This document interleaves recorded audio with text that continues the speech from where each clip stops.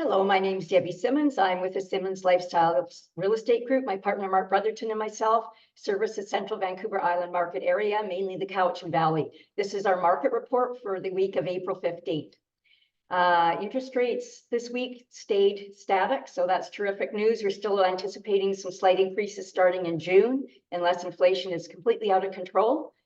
And other than that, that's all we have to report on interest rates this week. Our topic this week is landlords and the position of landlords in British Columbia. Everyone's talking about buyers, sellers, and tenants, but very few are talking about landlords.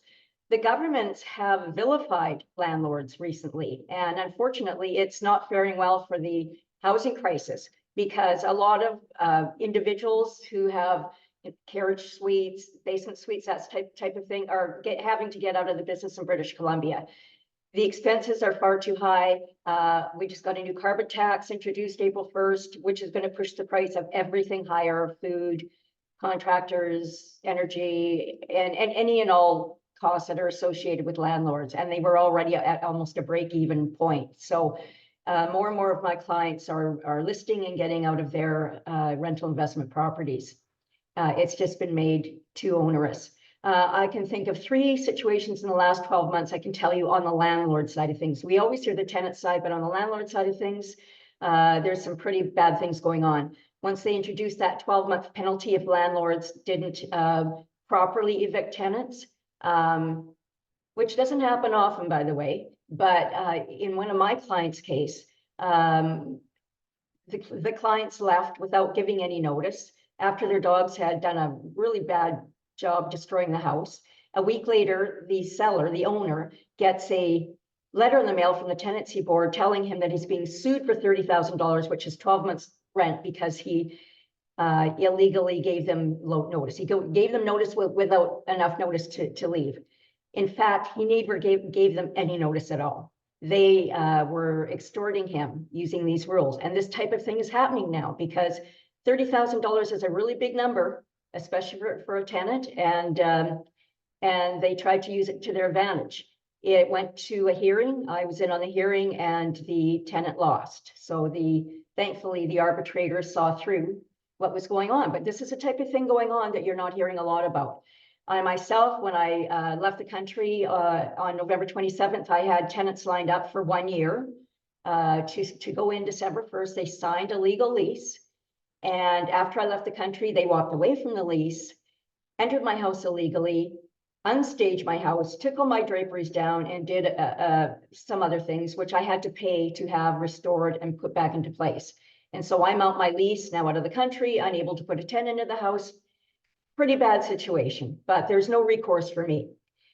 And then another situation was, I've had a carriage house for rent over the years, and I've had many, many good tenants, but starting about 5 years ago, once these tenancy laws became very anti-landlord, all kinds of bad things started happening.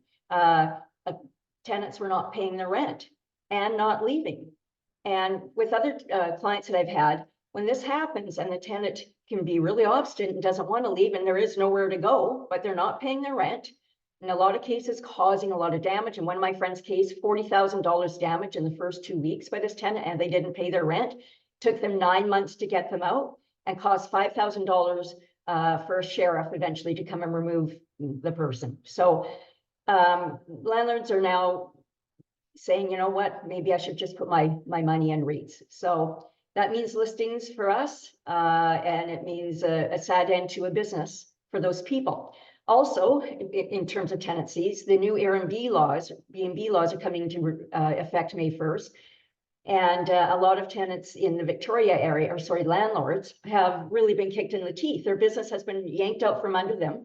They bought these units on purpose to supplement their retirement, and now the rug has been pulled out from under them. So we'll see a lot of new listings coming up there. We'll see a huge increase in hotel costs. Analysts are saying up to $600 a night for hotel room because the Airbnbs have been taken out of the picture. So there is a couple of people, I think, in Victoria, who are challenging the government on this with a class action suit. stating what I just said. The government has destroyed their business with no warning. And what right does the government have to do and going to change, land usage after someone's already purchased a property? That is not fair, and it's not right. So it's being challenged. So that's a topic of the week, is how badly landlords are suffering in this province. And I was one of them, and I got out. My last tenant left a year or so ago, and I would not do it again. It just it used to be a good business when everything was fair and the laws were fair, but it's not even profitable. In fact, landlords are losing money, and after this carbon tax effects kick in, they'll be losing even more. So that's what's going on with landlords in British Columbia. I'm going to share my screen now and show you the market activity for the week. Once again, a huge amount of activity this week, 27 new listings in the Cowichan Valley. Cowichan Valley is Ladysmith through Mill Bay, including the Lake Cowichan area. So 27 new listings. The most expensive one was 3.2 million on 15 acres, an 8,200 square foot house. And not on the waterfront, but it's off of Cedar Road area. And then the lowest price new listing this week was 295,000, and that's a residential building lot in Crofton. There were 13 new sales. So here are all the new listings. I got to go to the next page here to show you the brand new sales. So here's where it says pending. These are brand new sales, 13 of them this week. And then there were 9 price decreases this week. And we'll go to the third page. There were 6 properties that changed hands. That's these ones that say sold over here, 1 cancellation, and 6 expiries. So that is the market activity for the week. Just let me know, and I can send you all of this in great detail. And any other thing you want to know, I can send you searches in terms of you want to know single family dwellings under a certain price point in a certain geographic area, and all those things. I can very much fine tune anything you want to see and send it to you on a regular basis. Okay, so I'm going to stop this screen share. All right, so just want to wrap up for you what happened with Michael Campbell's podcast this weekend. Once again, a lot of really interesting things that he highlighted.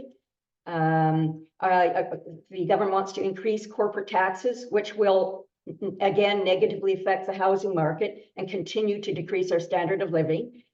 Taxing corporations is not what we want to do to invest capital into this country, which is the only true way out of this housing crisis, is to attract capital, not repel it like they're doing.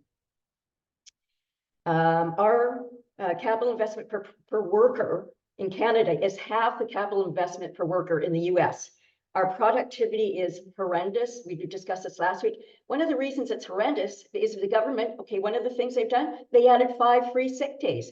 Well, say you're running a mill, and now all of your employees now get 5 free days off, and they take them. I saw it in my own business, and they will take them, and then that decreases productivity more and more and more. You add another stat holiday, you add paid sick days off, and it all affects the Canadian productivity numbers.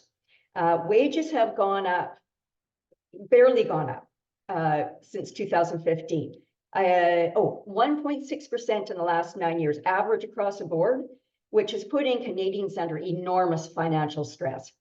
And then he talked about the challenges with the Airbnbs in Victoria, the class action suit that is coming down the pike.